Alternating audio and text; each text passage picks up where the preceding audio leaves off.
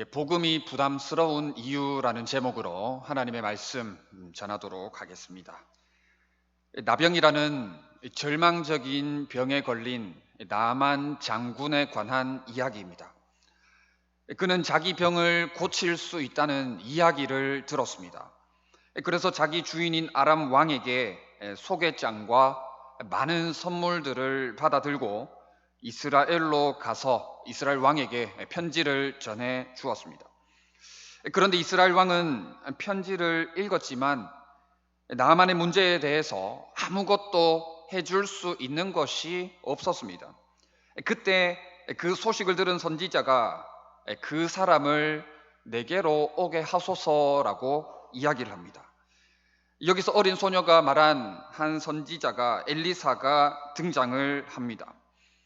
그래서 나아만은 자기를 고쳐줄 수 있다고 한 선지자에게 갔습니다. 그런데 아이러니하게도 그는 나병을 그대로 가지고 돌아갈 뻔했습니다. 왜냐하면 그 사람 속에 여전히 남아있는 다른 악한 것들이 있었기 때문입니다. 이 사람이 고생하고 있는 문제는 나병 때문만이 아니었습니다. 다른 것들로 인해서 고생을 하고 있었습니다. 그리고 이 다른 것들 때문에 치료받지 못하고 돌아갈 뻔하게 되었던 것입니다. 오늘 나만의 모습을 통해서 우리가 복음을 부담스러워하거나 혹은 거절하는 이유, 곧 다른 악한 것들이 무엇인지에 대해서 살펴보도록 하겠습니다. 복음이 부담스러운 이유는 첫째, 자존심을 상하게 하기 때문입니다.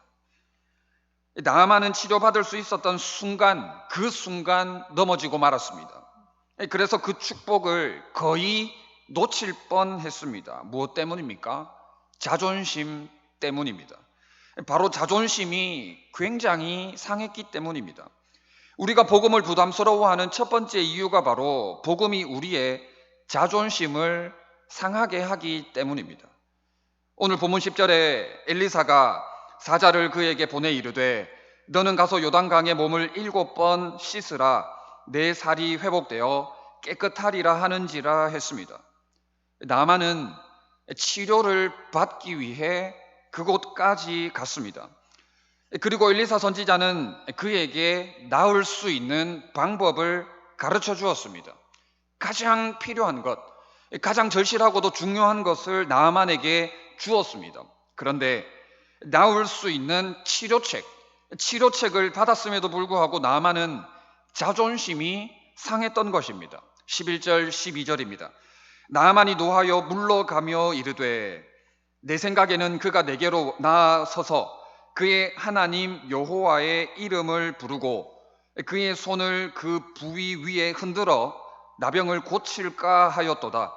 다메섹 강 아바나와 바르발은 이스라엘 모든 강물보다 낫지 아니하냐. 내가 거기서 몸을 씻으면 깨끗하게 되지 아니하랴 하고 몸을 돌려 분노하여 떠나니 했습니다.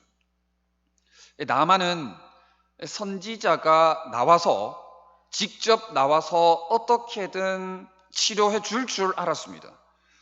그런데 전혀 그렇게 되지 않았던 것입니다. 고작 한 것이라고는 그의 사자를 보내어서 그의 사자가 나와서 엘리사의 말을 전해준 것 뿐이었습니다.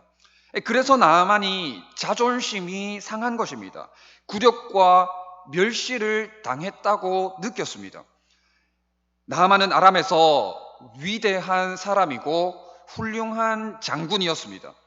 그래서 그 선지자가 틀림없이 자기를 특별 대접해 줄 것이라고 여겼던 것입니다. 아니면 최소한의 일반적인 예의는 갖추어서 대접을 해 줄 것이라고 여겼던 것입니다.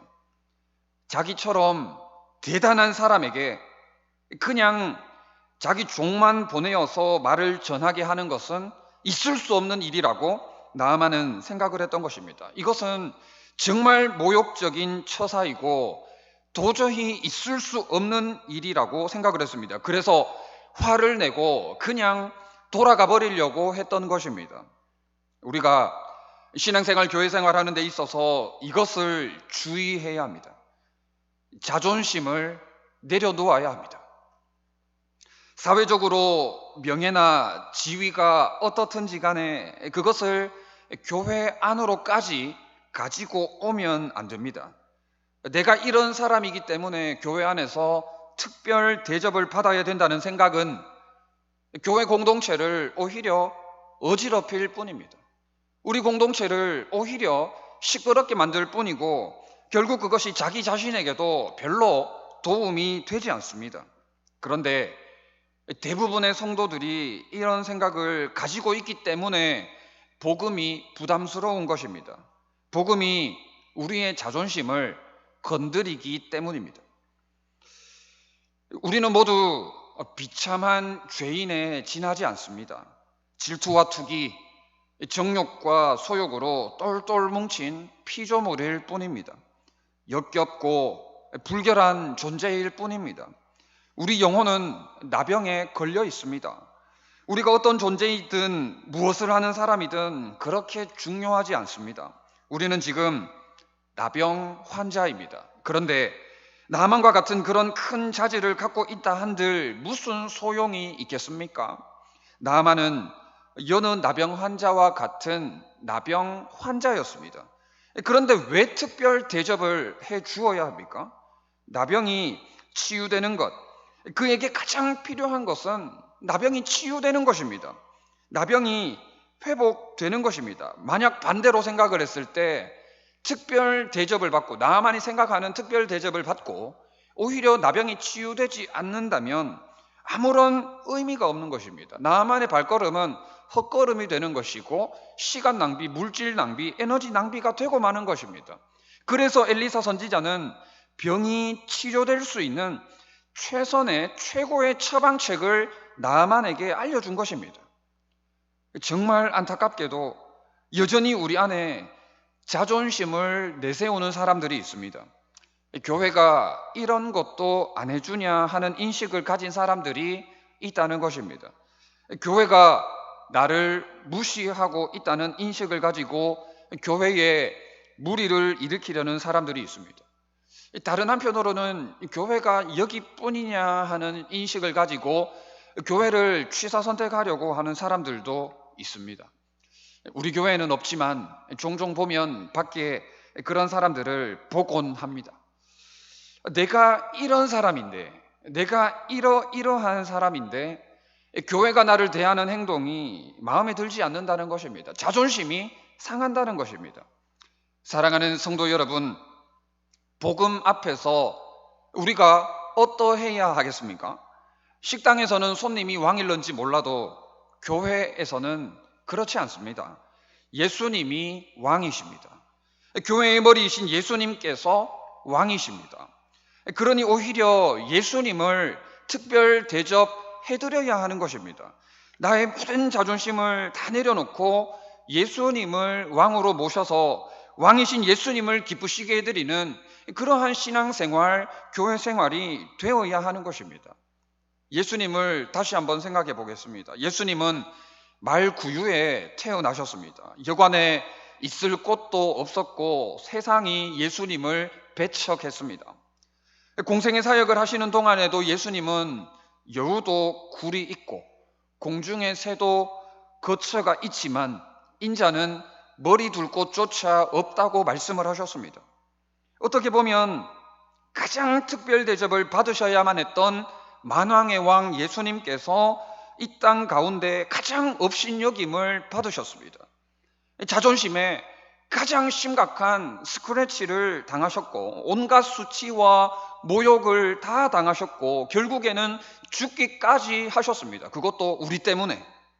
그런데 예수님을 따른다고 하는 우리는 마땅히 받아야 할 애매한 고난, 작은 고난에도 얼마나 억울해하는지 모릅니다.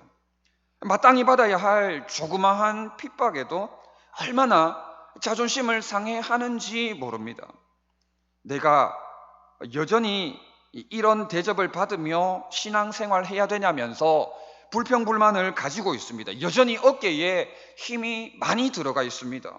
참으로 안타까운 모습이 아닐 수가 없습니다. 의를 위해 박해를 받는 그런 신앙생활이 되어야 합니다. 복음으로 인해 욕을 당할 수 있어야 되고 악한 말도 들을 수 있어야 됩니다. 예수님께서 그렇게 하셨기 때문에 마땅히 당연히 우리도 그렇게 해야 하는 것입니다. 둘째, 복음이 부담스러운 이유는 내 생각과 다르기 때문입니다. 11절, 12절 말씀을 다시 한번 읽어보겠습니다. 나아만이 노하여 물러가며 이르되 내 생각에는 그가 내게로 나와서서 그의 하나님 여호와의 이름을 부르고 그의 손을 그 부위 위에 흔들어 나병을 고칠까 하였도다. 다메섹 강 아바나와 바르발은 이스라엘 모든 강물보다 낫지 아니하냐? 내가 거기서 몸을 씻으면 깨끗하게 되지 아니하랴 하고 몸을 돌려 분노하며 떠나니라는 것입니다. 나아만의 자기 생각에는 다메섹의 강 아바나와 바르발이 훨씬 낫다는 것입니다. 씻을 거면 거기서 씻으면 되지 뭐하러 굳이 이 비참한 나라와 요단 강물에 와서 씻어야 되느냐 하는 것이었습니다. 다른 한편으로는 나아만이 안 씻어 보았겠습니까? 무수히 씻어 보았을 것입니다. 그러니까 나아만은 이런 생각을 가지는 것입니다. 그는 자신의 나병이 씻어서 치료될 문제라면 이런 식으로 치료되어야 한다고 생각을 했던 것입니다.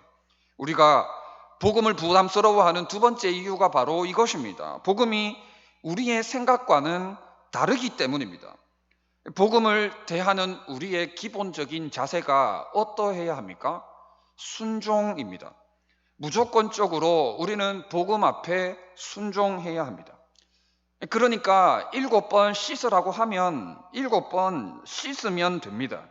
내 생각과 조금 다르다 할지라도 절대적으로 순종해야 합니다. 그런데 우리는 늘 자기 생각을 가지고 있습니다. 자기만의 생각이 있고 그 생각 안에 갇혀 있습니다. 그래서 복음에다가 자기 생각을 섞어버립니다. 복음의 농도를 약하게 희석시켜 버리는 것입니다. 그러니까 나름대로 신앙생활은 열심히 하는 것 같기는 같은데 하나님의 능력을 경험하지를 못합니다. 사람들이 보기에는 열심히 하는 것 같은데, 사람들이 보기에는 굉장히 부지런하고 성실히 열심히 하는 것 같은데 실제로는 모양뿐입니다. 자기 생각대로 신앙생활을 하니 허울 뿐인 것입니다. 우리가 신앙생활, 교회생활을 하는 데 있어서 이것 또한 주의해야 하는 것입니다. 자기 생각을 내려놓아야 합니다. 그런데 우리는 자기 생각대로 교회를 움직이려고 합니다. 참으로 위험한 생각이 아닐 수가 없습니다. 교회는 우리의 생각이 아닌 하나님의 뜻대로 움직여야 합니다. 하나님의 뜻과 하나님의 의도대로 교회는 나아가야 합니다. 그런 측면에서 볼 때 신앙생활, 교회생활을 하는 데 있어서 자기 주장이 너무 강력한 사람은 조심할 필요가 있습니다.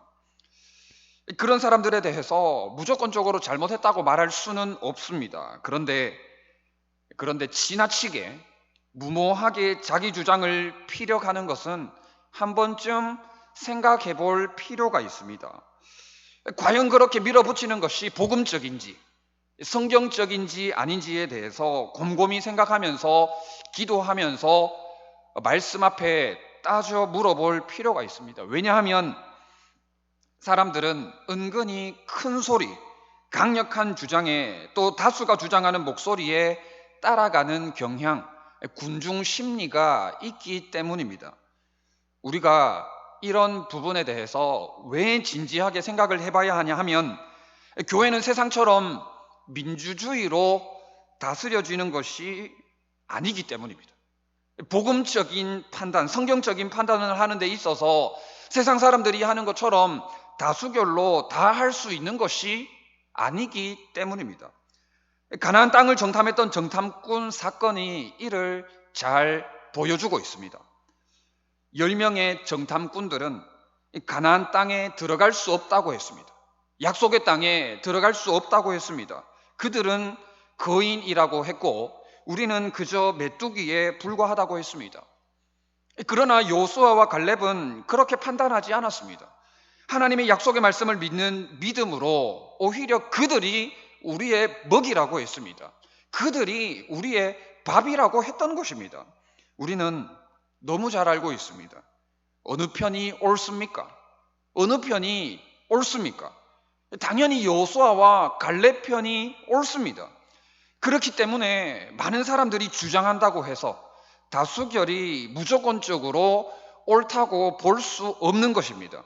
그런데 머리로는 우리가 다 알고 있습니다. 하지만 그것을 가슴으로 따라가려고 하지 않습니다.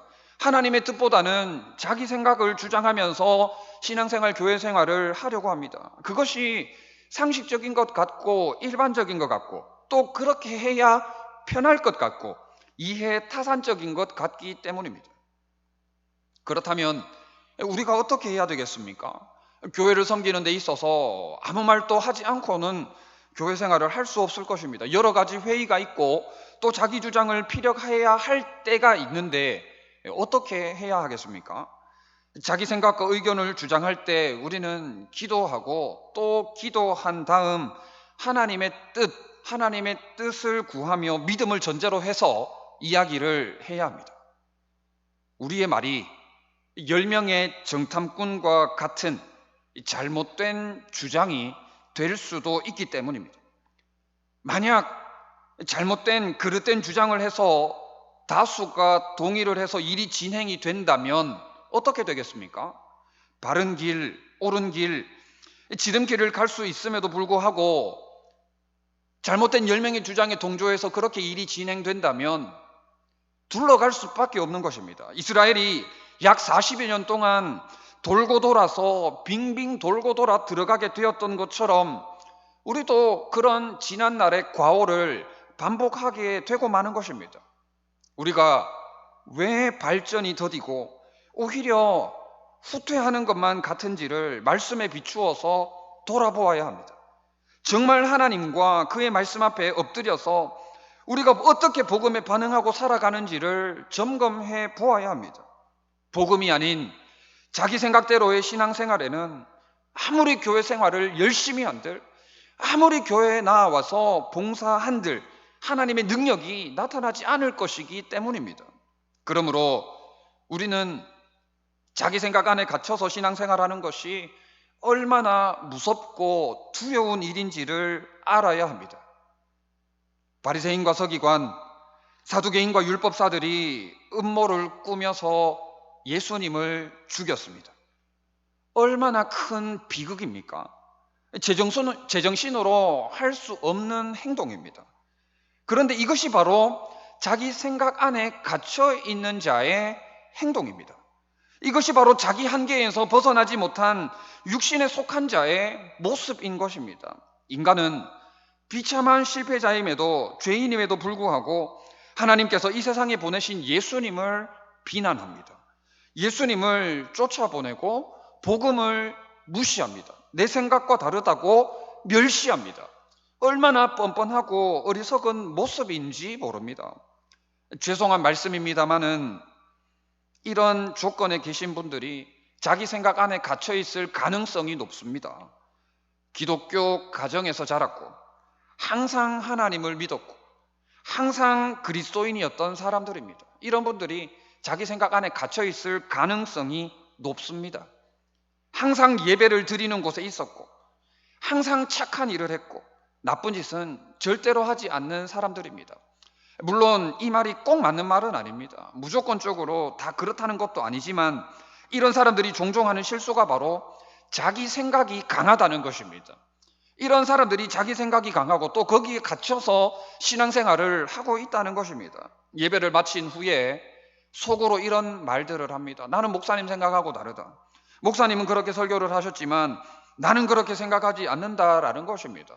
혹시라도 말씀으로 인해서 자존심이 상하셔서 그렇게 말씀하시는지는 모르겠습니다만은 그럼에도 불구하고 자기 생각을 내려놓아야 합니다. 말씀의 권위 아래 들어가야 합니다. 말씀의 권위에 저항하지 말고 더 낮아져서 말씀의 권위 아래 납작 엎드려야 하는 것입니다. 예수님도 할 수만 있다면 이 잔을 내게서 지나가게 해달라고 하셨습니다. 예수님의 인간적인 생각입니다. 너무 힘들고 너무 고통스럽고 너무 그 무게가 무거웠기 때문입니다. 견딜 수 없는 무게였기 때문에 잠깐 이 잔이 내게서 지나갔으면 참 좋겠다 하는 그런 생각을 가지셨습니다. 그러나 예수님은 자기 생각대로 하지 않으셨습니다. 하지만 내 뜻대로 마시옵고 아버지의 뜻대로 되기를 원하셨습니다. 인간적인 자기 생각을 완전히 내려놓으셨던 것입니다. 이사야 55장 8절 9절에 이는 내 생각이 너희의 생각과 다르며 내 길은 너희의 길과 다름이니라. 여호와의 말씀이니라. 이는 하늘이 땅보다 높음같이 내 길은 너희의 길보다 높으며 내 생각은 너희의 생각보다 높음이니라 했습니다. 복음이 아무리 내 생각과 다르다 할지라도 복음 앞에 전적으로 엎드려야 합니다. 하나님의 생각이 우리의 생각보다 높기 때문입니다. 하나님의 생각이 측량할 수 없을 정도로, 비교할 수 없을 정도로 높기 때문입니다. 복음이 부담스러운 이유 세 번째는 한심하고 우스워 보이기 때문입니다.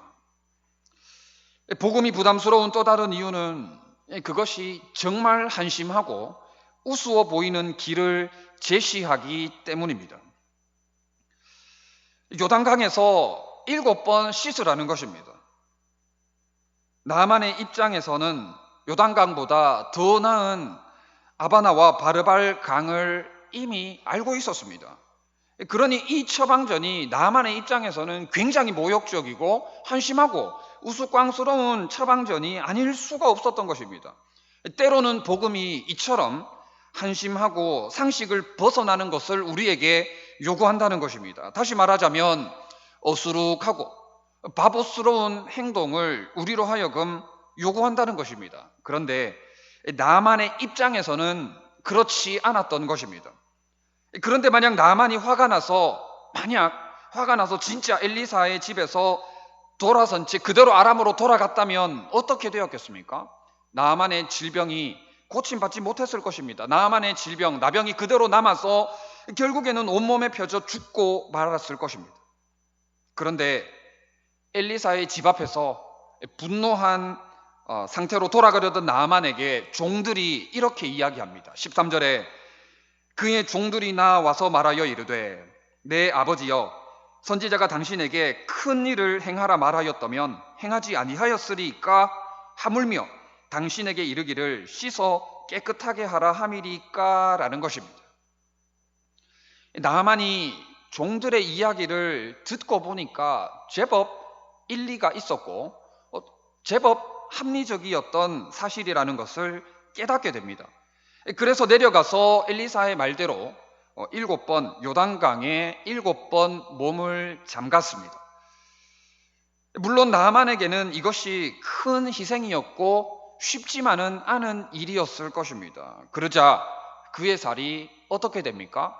어린 아이의 살같이 깨끗하게 치유되었던 것을 보게 되는 것입니다. 우리가 신앙생활, 교회생활 하는 데 있어서 이건 역시 주의해야 합니다. 복음이 우리가 보기에도 때로는 한심하고 우스워 보일 수 있을 것입니다. 그러나 그럼에도 불구하고 복음이 제시하는 그 길 그대로 따라가야 합니다. 그 길 그대로 따라가야 합니다. 성경에는 이와 같은 사건들이 얼마나 많이 기록되어 있는지 모릅니다. 노아는 마른 하늘에 무려 약 100여 년 동안 방주를 만들었습니다. 세상 사람들이 보기에 얼마나 한심하고 어리석은 짓입니까? 얼마나 우스꽝스러운 모습입니까?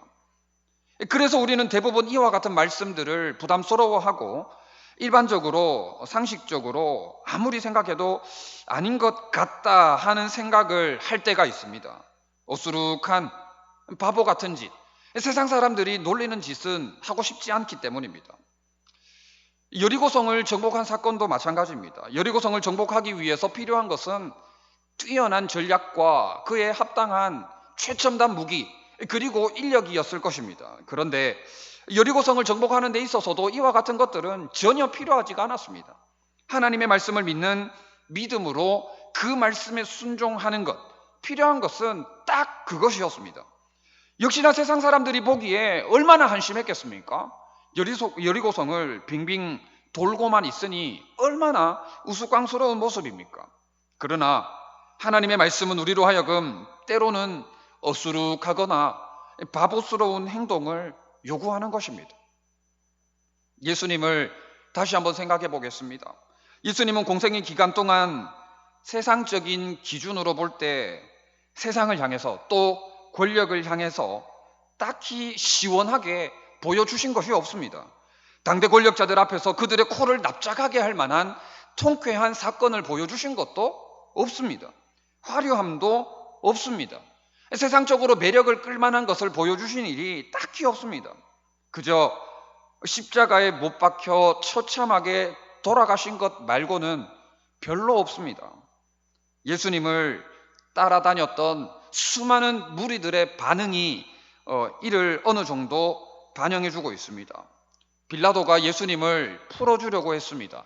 빌라도는 예수님에게서 죄를 발견하지 못했다고 정말 예수님을 풀어주려고 했습니다. 그런데 수많은 무리들, 예수님을 따라다녔던 수많은 무리들이 어떻게 반응합니까? 예수님 말고 바라바, 예수님 말고 강도였던 바라바를 풀어달라고 합니다. 험악한 강도였던 바라바를 예수님 대신에 그들이 선택합니다. 왜 그렇습니까? 예수님은 한심하다는 것입니다. 예수님은 우습다는 것입니다. 예수님은 어리석다라는 것입니다. 그들이 보기에는 강도 바라바만도 예수님이 못했던 것입니다. 오늘날 우리가 이렇게 신앙생활, 교회생활은 하는 것은 아닌지 모르겠습니다. 복음이 제시하는 길을 우습고 한심하게 여깁니다. 그래서 복음이 제시하는 길로 가지 않으려고 합니다. 오히려 세상이 제시하는 길을 따라가려고 합니다. 좁은 문으로 가려고 하지 않습니다. 넓은 문으로 가려고 합니다. 말로는 하나님 중심, 말씀 중심, 교회 중심이라고 하지만 삶을 보면 그렇지 않습니다. 자기 중심입니다. 세상과 자기 중심으로 살면서 복음과 교회에는 그저 한 다리 살짝 얹어놓은 그 정도입니다. 안타깝지만 이것이 오늘날 우리의 영적 수준이 아닌가 하는 생각을 해보게 되는 것입니다. 다니엘은 뜻을 정하여 왕의 음식과 그가 마시는 포도주로 자기를 더럽히지 않았습니다. 하나님께서 다니엘로 하여금 환관장에게 은혜와 긍휼을 덧입게 하셨습니다. 하지만 환관장은 왕으로 인해서 자기의 목숨이 위태롭게 될까봐 두려웠습니다. 이에 다니엘은 열흘 동안 시험해 볼 것을 제안합니다. 환관장은 다니엘의 말대로 열흘 동안 시험을 하게 됩니다. 결과가 어땠습니까? 결과가 어떠해야 당연합니까? 당연히 왕의 음식을 먹은 소년들이 얼굴이 더 좋아 보여야 되는데 그것이 당연한 결과인데 결과는 전혀 그렇지 않았다는 것입니다. 열흘 후에 다니엘과 세 친구의 얼굴이 더욱 아름다웠고 살이 더욱 윤택하게 된 것을 보게 됩니다. 왕의 음식을 먹은 다른 소년들보다 다니엘과 그의 세 친구가 더욱 좋아 보였던 것입니다. 하나님은 다니엘과 세 친구에게 지식과 지혜를 주셨고 모든 꿈과 환상을 깨닫게 해주셨습니다. 바벨론 온 나라의 박수와 술객보다 10배나 더 나은 지혜와 총명을 허락해 주셨던 것입니다. 사랑하는 성도 여러분, 다니엘과 세 친구의 판단을 어떻게 생각하십니까? 한심하고 우습지 않습니까? 무모하고 어리석다라고 판단하지 않습니까? 왜 조금 거기서 타협하면 안 되냐? 그런 생각을 해볼 수도 있지 않습니까? 과연 우리가 입장을 바꿔서 만약 우리가 다니엘이었다면 어떻게 했겠습니까? 우리가 복음을 그렇게 생각하는 것입니다. 복음이 제시하는 길을 그렇게 생각하는 것입니다. 그러니까 우리가 세상에서 패배자로 사는 것입니다. 그런 생각에 갇혀 있으니까 세상에 하나님의 살아 역사하심을 나타내 보여주지를 못하는 것입니다. 여호수아가 고별 설교 가운데 이렇게 이야기합니다. 여호수아 24장 15절에 만일 여호와를 섬기는 것이 너희에게 좋지 않게 보이거든 너희 조상들이 강 저쪽에서 섬기던 신들이든지 또는 너희가 거주하는 땅에 있는 아모리 족속의 신들이든지 너희가 섬길 자를 오늘 택하라. 오직 나와 내 집은 여호와를 섬기겠노라 라는 것입니다. 이에 대해서 백성들이 어떻게 반응을 합니까? 16절에서 18절입니다. 백성이 대답하여 이르되 우리가 결단코 여호와를 버리고 다른 신들을 섬기기를 하지 아니하오리니 이는 우리 하나님 여호와께서 친히 우리와 우리 조상들을 인도하여 애굽 땅 종되었던 집에서 올라오게 하시고 우리 목전에서 그 큰 이적들을 행하시고 우리가 행한 모든 길과 우리가 지나온 모든 백성들 중에서 우리를 보호하셨음이며 여호와께서 또 모든 백성과 이 땅에 거주하던 아모리 족속을 우리 앞에서 쫓아내셨음이라. 그러므로 우리도 여호와를 섬기리니 그는 우리 하나님이심이니이다 라는 것이었습니다. 한심하고 우스워 보여도 무모하고 어리석어 보여도 복음이 제시하는 그 길 그대로 따라가야 합니다. 그 길이 바로 진리이기 때문입니다. 그 길이 바로 우리의 능력과 생명과 구원이 되기 때문입니다. 말씀을 정리하겠습니다. 나만 장군에 관한 이야기를 통해서 복음이 왜 부담스러운지, 복음이 부담스러운 이유 3가지를 살펴보았습니다. 복음이 부담스러운 이유는 자존심을 상하게 하기 때문입니다. 내 생각과 다르기 때문입니다. 그리고 한심하고 우스워 보이기 때문입니다. 그렇다면 이제 우리는 어떻게 반응해야겠습니까? 자존심을 내려놓으셔야 됩니다. 자기 생각도 내려놓으셔야 됩니다. 아무리 한심하고 우습다 할지라도 순종해야 합니다. 그러면 이렇게만 한다면 복음이 우리에게 전혀 부담스럽지 않게 될 것입니다. 자존심도 내 생각도 다 내려놓고 순종하니 복음이 부담스러울 이유가 전혀 없는 것입니다. 그러므로 자존심도 자기 생각도 다 내려놓고 오직 복음이 제시하는 그 길을 그대로 따라가셔서 영적인 나병과 육적인 나병이 고침받고 또 어린 아이의 살같이 깨끗하게 되는 하나님의 능력으로 살아가는 우리 모든 성도님들 다 되시기를 진심으로 바랍니다. 우리 주신 말씀을 가지고 어떻게 결단해야 될지 1분 동안 기도하도록 하겠습니다.